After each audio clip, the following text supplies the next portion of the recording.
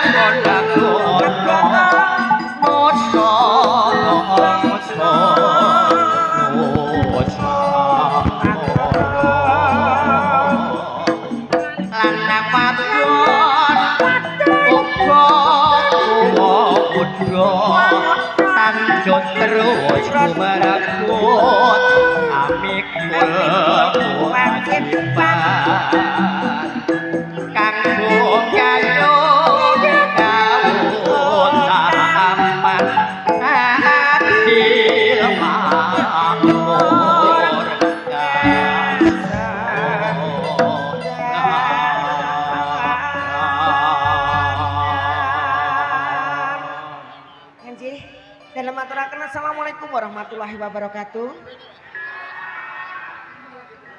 Monggo sareng muji syukur kanugrahanipun Gusti mbok pringutel kalungguhan mriku panjenengan ugi dalem tasih saged pinanggih kanthi hiburan ludruk karya budaya ingkang muncul saking lalatan Canggu Cides Kabupaten Mojokerto ingkang dipun pimpin kalian Cak Nisan Edi Karya. Mila kanthi adicara geni-gening campur sari niki kula betok sinden 5, 6 tekan germone niki nggih. Darane germo kok gak percaya.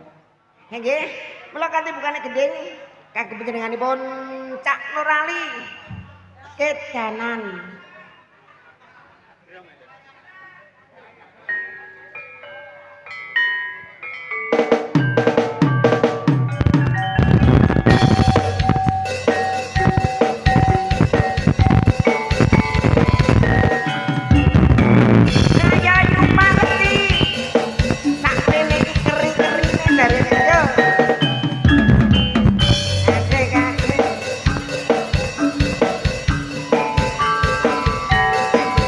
Kita goyang kembali bersama pagelaran ludruk karya budaya. Sing saka dalam panggang Abdul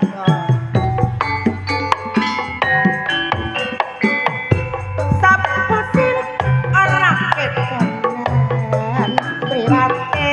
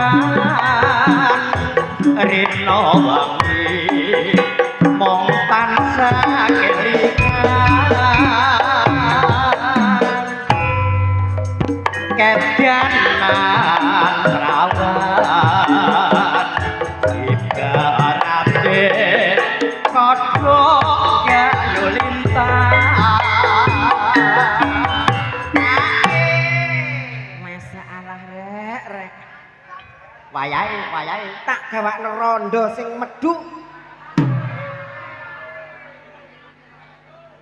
Malah sing sakmene iki jarene ya sakmene iki jare kerih-kerihe ya sakmene iki.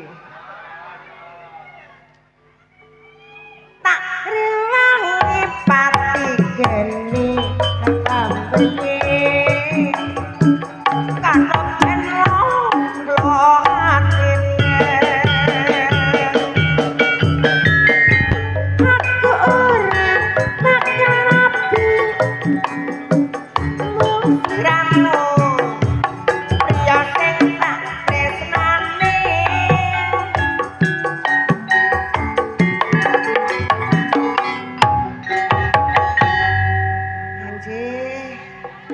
Jen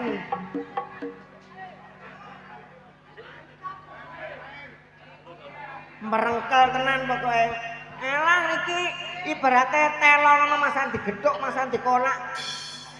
Masuk.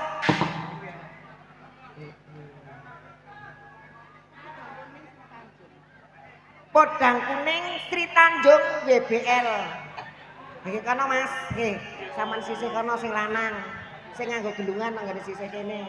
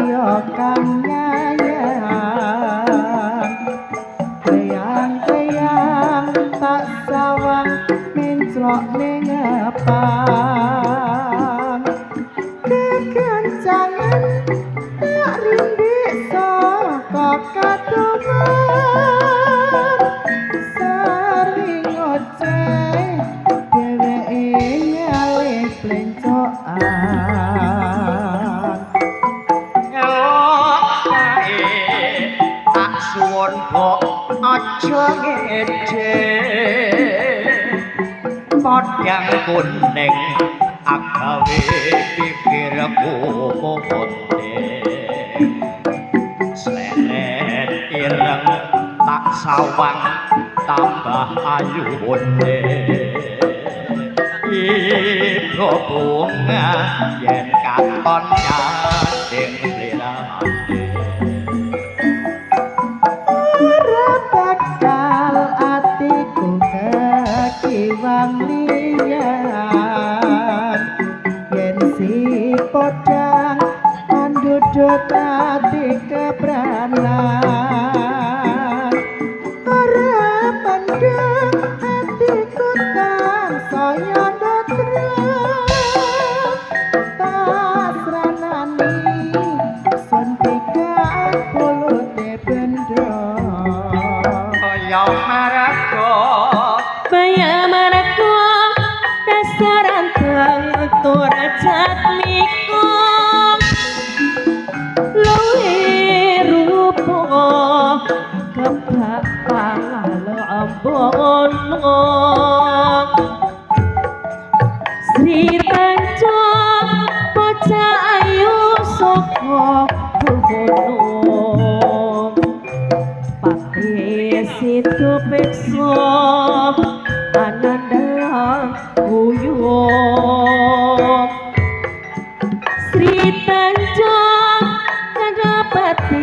sipo paksa gawe geger ing katon sukodono silang hati keteman-teman asmara apus krama tinepihang moro-moroko Sito paksa utpati bali praja ora ngerti yen arep diapuji Sito paksa putra Yasinipi ora sangka Sri Tanjung dipateni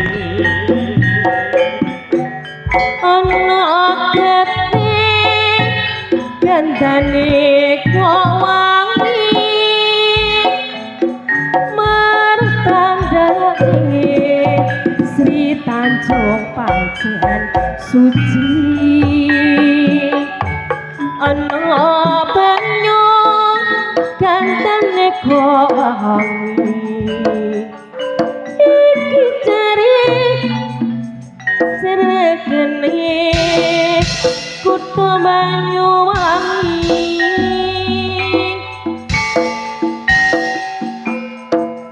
kayu goncang sing pedhepang kriwi sapa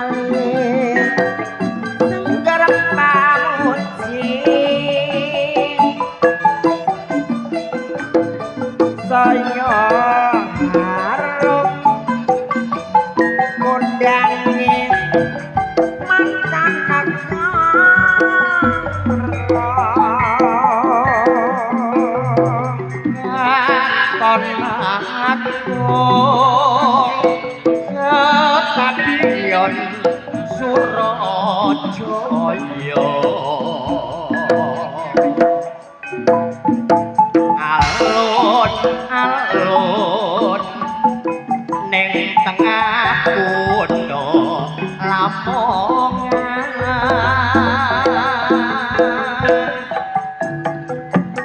pendidikan ralalisa garapamuji saya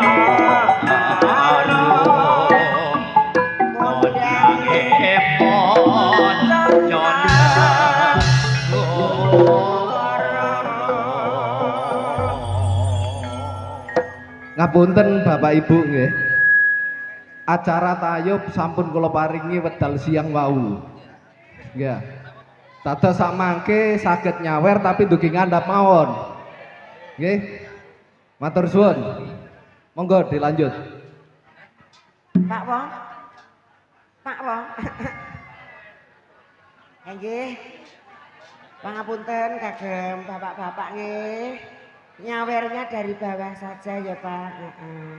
Engko lek pengen nemak susuku kok ae nak mburi. Niki kanthi regenging swasana. Napa Cak Nurali? Nggih. Niki kagem njenenganipun Cak Nurali. Nyuwunipun Joko Melarat sak jawabane. Nggih. Monggo Kang Mas.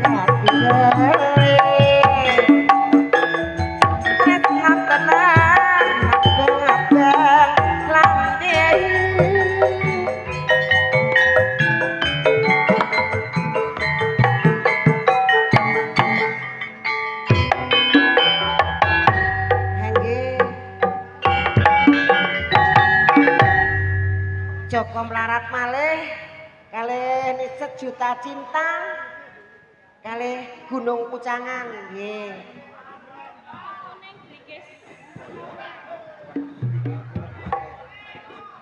Joko Melarat malih tinggal Sejuta Cinta Gunung Pucangan nggih. Aman-aman pokoknya heeh. Pokoknya kula nek beto sinden mesti rondo-rondo kabeh kok Pak.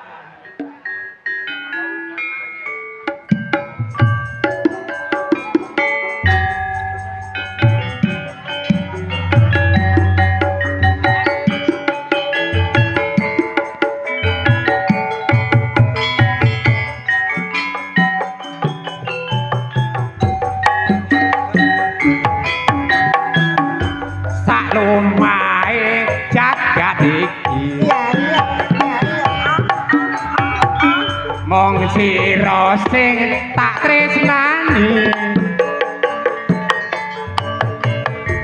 kanthi sak bedaya bumi sira tetep tak sayangi Jawa Timur tak parani Jawa Tengah tak umati Jawa Barat ora keri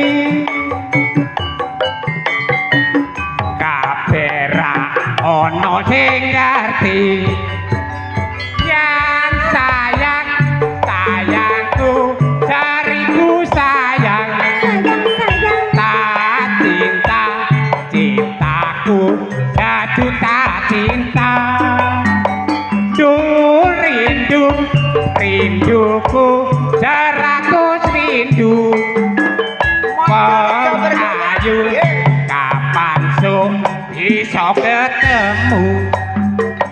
Asik-asik. Jas. Ong ayunan enggal bali. Aku pun tansah ngenteni. Cinta-cinta aku cinta. Cintaku sejuta cinta.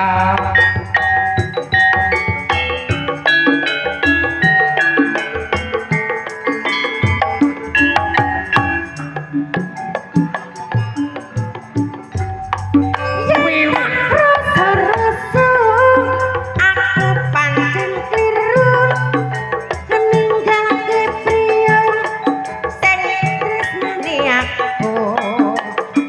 Najan mlarat uripe kasrakat.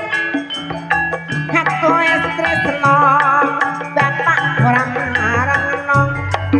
Aku ora mantulung saben dina nyawang kowe buruh maten karo kekalakuran. Aku ngerti kowe kudu sang ora pin. Neng nyatane tak orane aku cidra janji. Ririn aku jaluk sepuro. Aku rapi nurut wong tuwa. Tapi kok tega Kota pendek ririn sliramu tresno aku. Aja nganti tinggal-tinggal aku.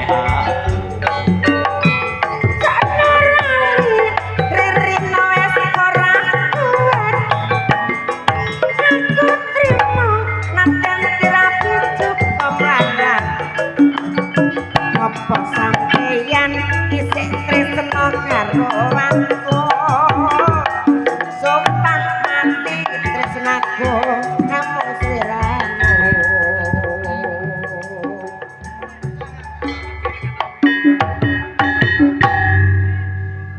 Nggih. Pucangan gerigis karo apa mang? Podang kuning nggih.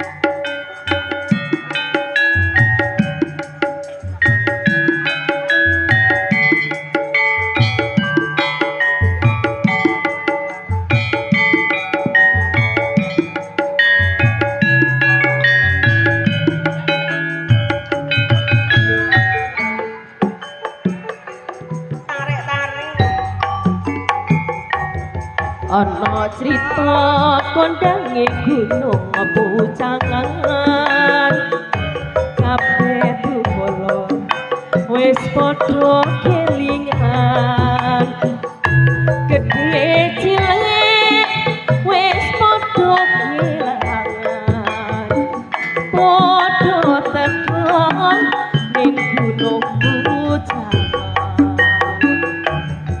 ana crita kondange gunung pucangan kabeh dulur wis padha kelangan gedhe cilik wis padha kelangan kabeh teko ning gunung pucangan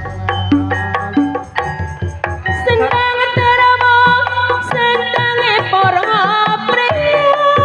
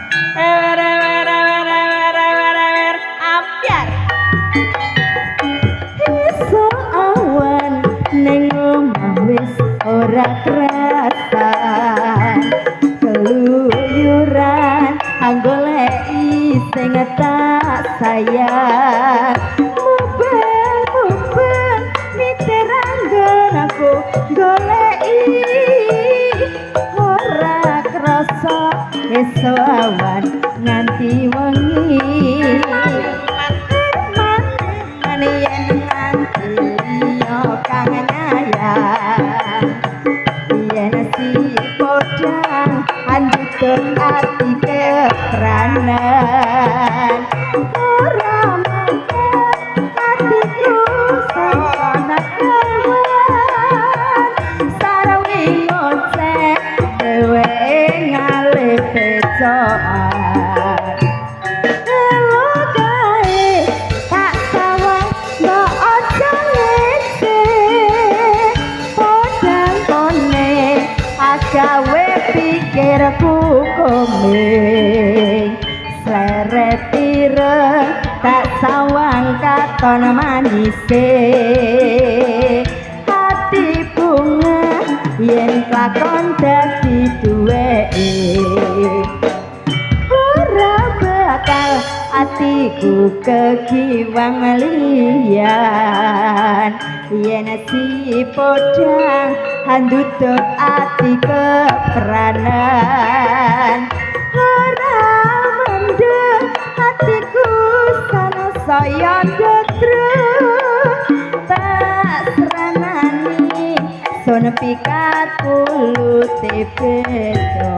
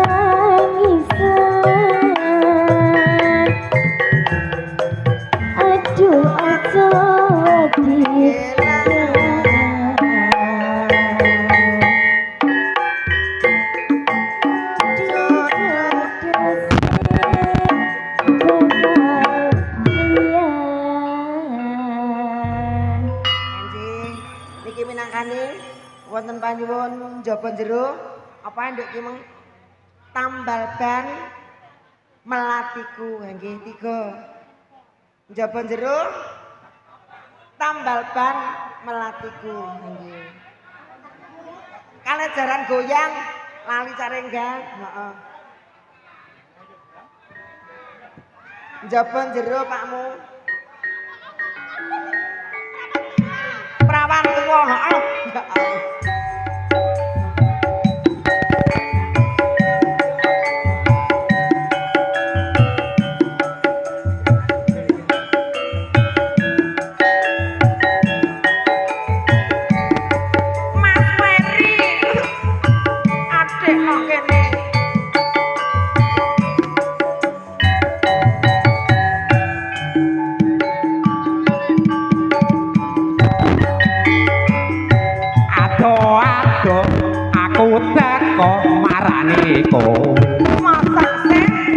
Gawa gelang gawa kalung sak surate mundak ora liya dik siji tujuane niyate jun ngelamarku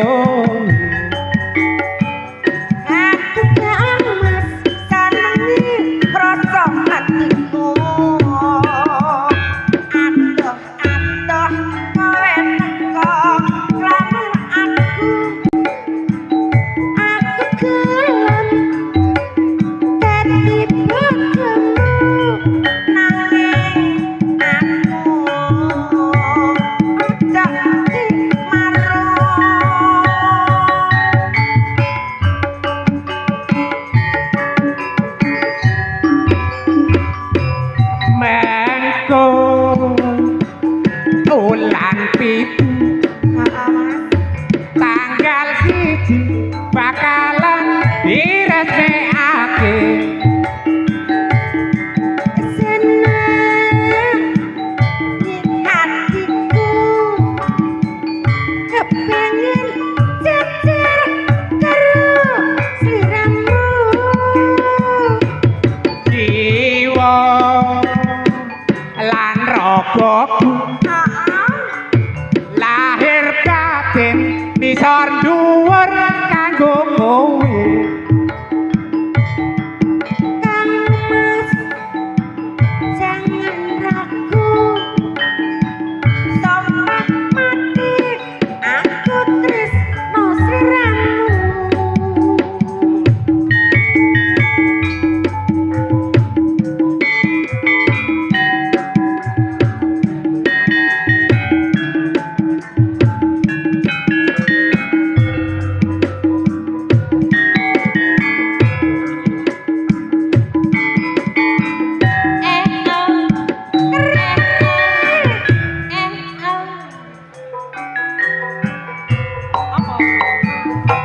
Aku iki tukang tambal ban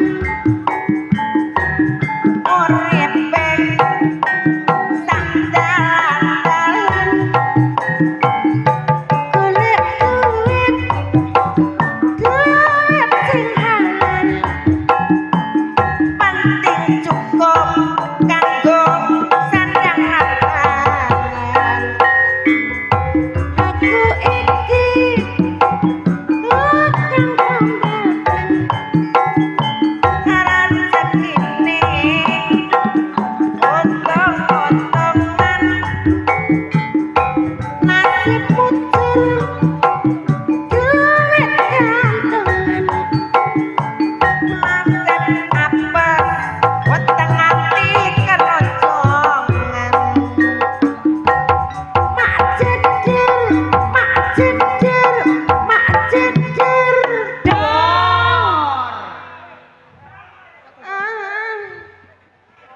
wayahe aku kudu kandha karo Pak Polo nek sing mledhos niki terus pripun Pak Polo Pak Polong kok sing nambal, Mas. Wayahe kerdus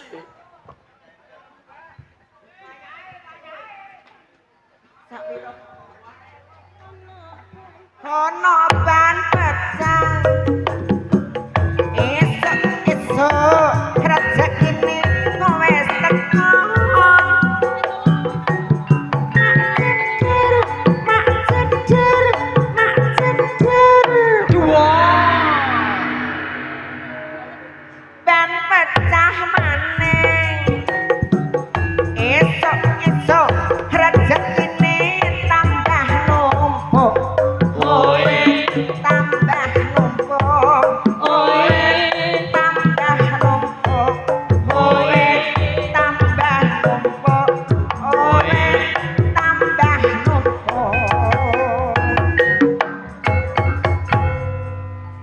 Melatiku, Melatiku karo apa iku Mang? perawan tua, Prawan tuwa, jaran goyang.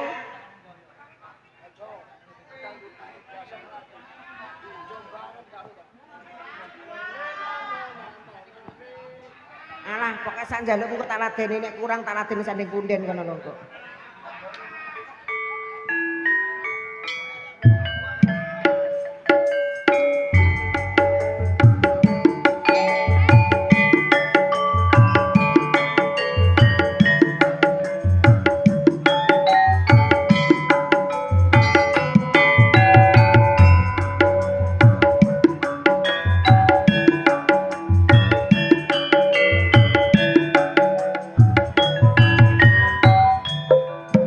karya budaya.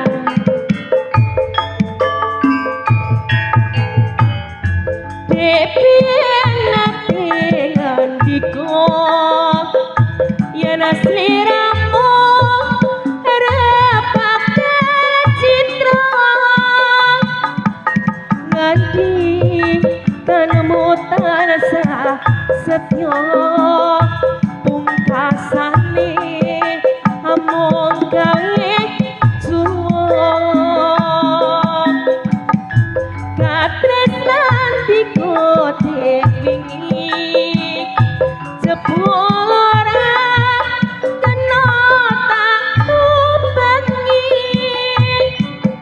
sumpah janji nganti mati nanging saiki kok banjur lali ora ngira melatiku sing tak puja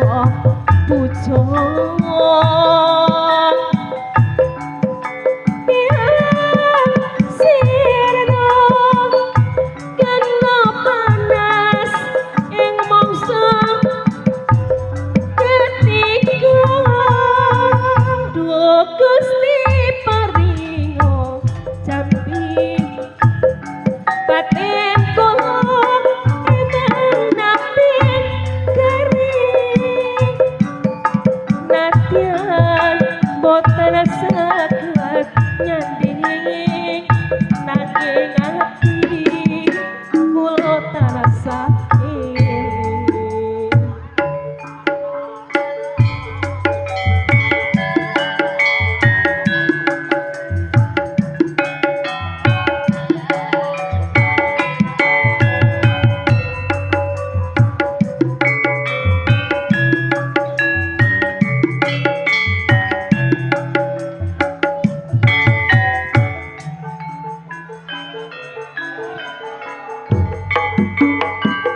Tutu sana, tutu gada,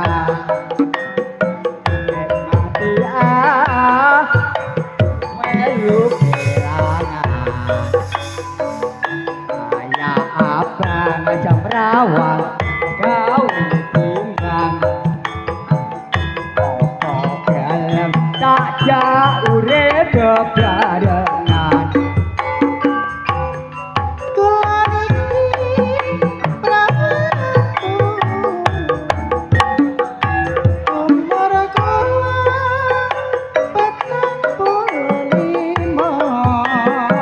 Temen Napa mboten katuwung ketemburi saking gunung kula anake wong tani belum munasira wong gunung enang-enong aku gelem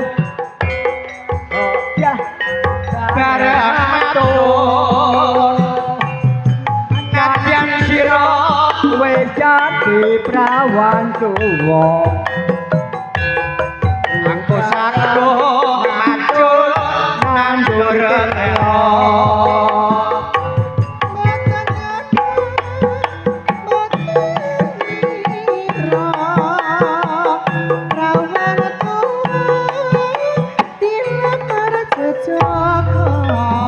anjane ayu Melinggi kang mas tonton cita bujang pun ngantos sia-sia. Ora.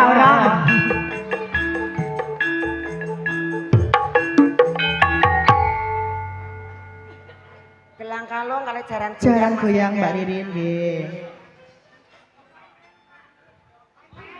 Nggih.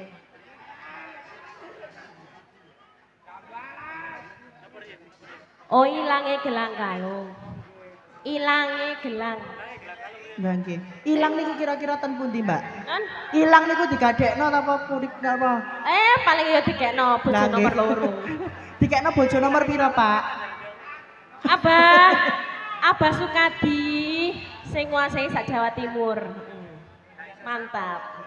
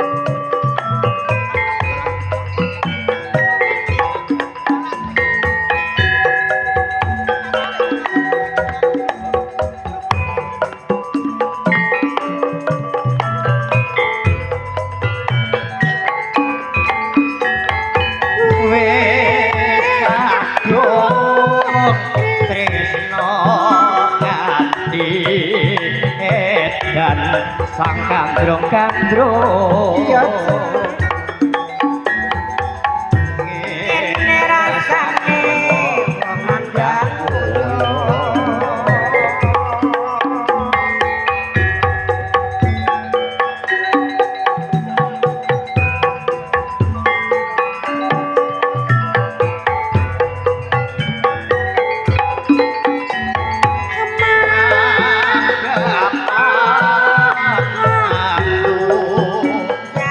jauh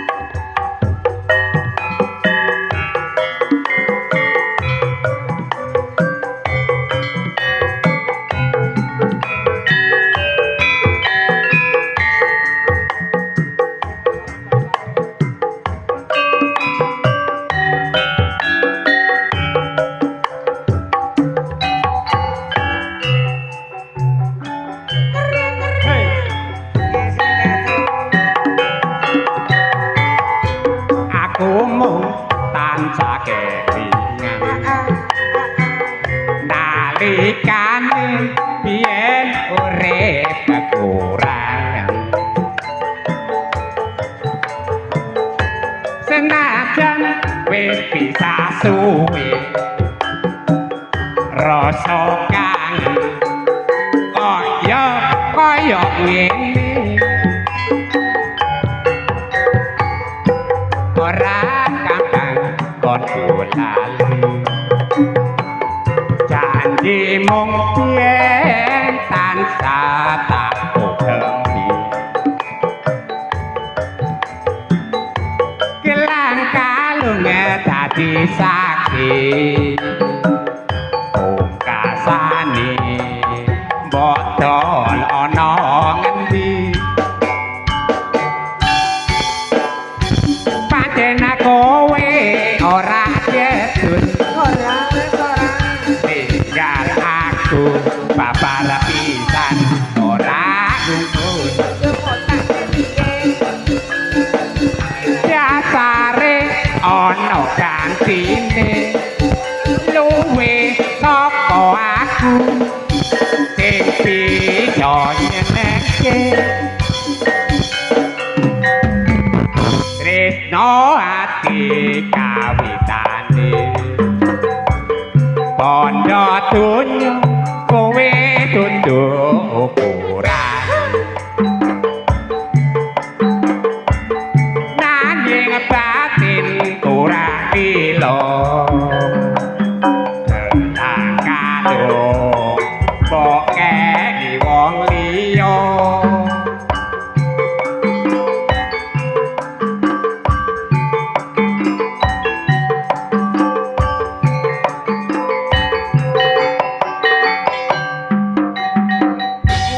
Niki kantor setunggal nggih. Nggih, Mbak Mbak Semok. Lilin. Nggih. Terakhir nggih. Mungkin disambung wonten modesu nggih. Dicepakno sawerane pokoke. Nggih ya. Cepakno.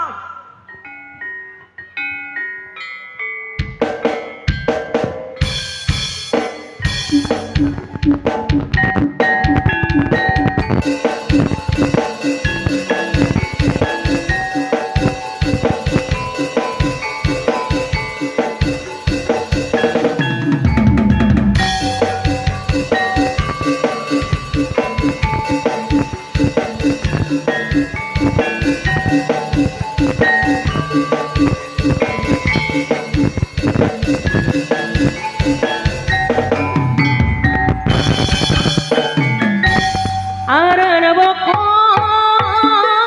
nongko sasikar arangis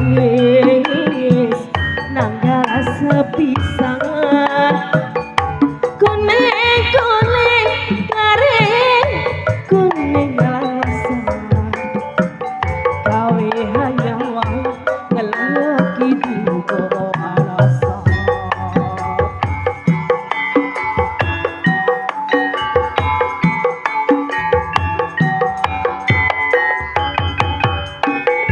bokong semok bokongku dewe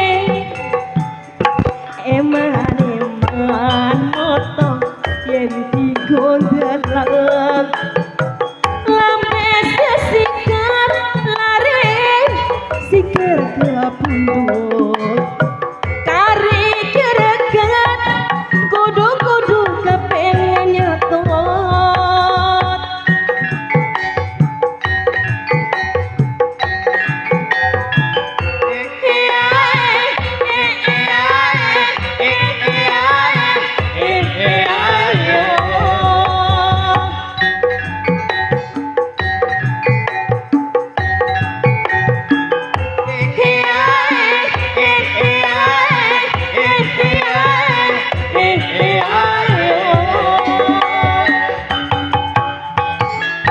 bokong semok bokong semok rambut digelung kanggo cucu bokong semok bokong semok rambut digelung digelung mirip gelung mirip sapa ae kepergo mesti nampung melong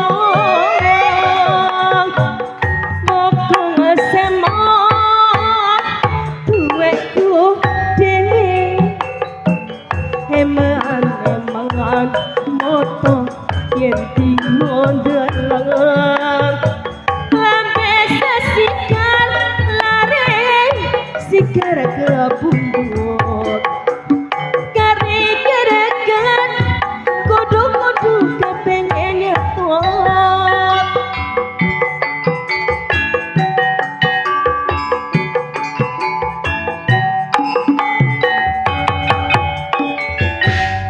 Kanjih sedaya panjenengan sampun diladosi mbok blihanten kirang langkunge dalem nyuwun ageng pangapunten kanthi atur. Wassalamualaikum warahmatullahi wabarakatuh.